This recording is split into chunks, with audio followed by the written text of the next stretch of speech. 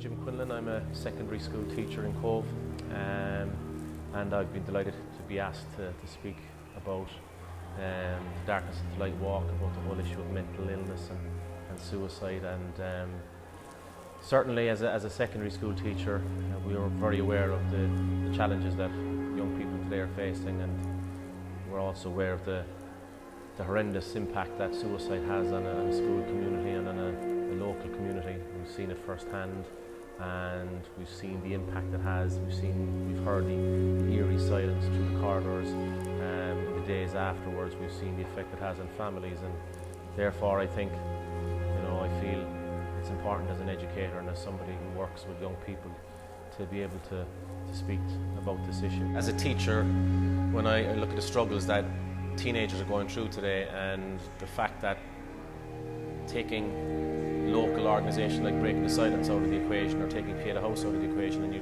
struggle to see where the support is coming from. And sometimes in schools we feel like we're barely treading water, trying to keep these kids in school and trying to keep them well.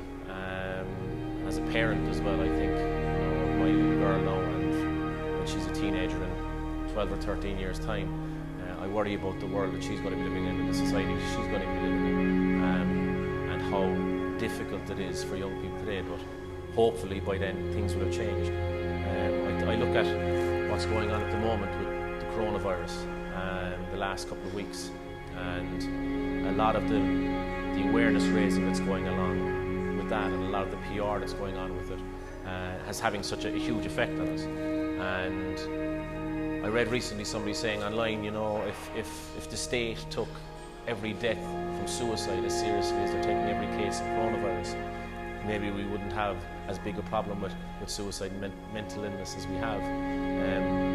The message is exactly the same. If you're going to tackle and reduce the coronavirus, we're being told that we've got to deal with it on a community basis, and everybody in our community has a role to play in reducing and tackling coronavirus and containing coronavirus. It's the same message for suicide.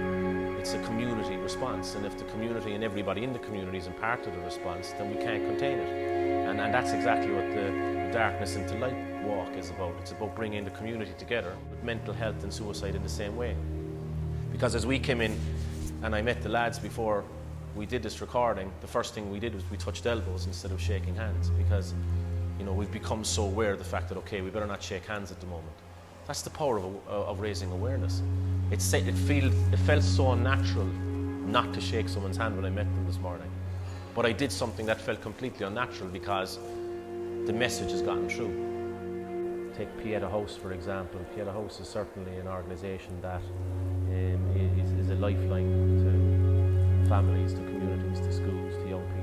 The fact of walking as a community together from the darkness into the light, that's what you're doing when you're tackling mental illness and suicide as a community. You've got to do it as a community, otherwise it doesn't work. And I'll always remember doing the Darkness into Light walk and the silent kilometre that we have here in Cove.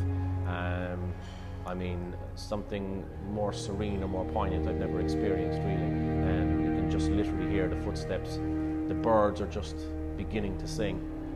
The morning is breaking, the birds are beginning to sing. It really is the most uplifting experience, or certainly one of the most uplifting experiences I've ever had in my life. And it's so symbolic, really, of what we need to do as a community.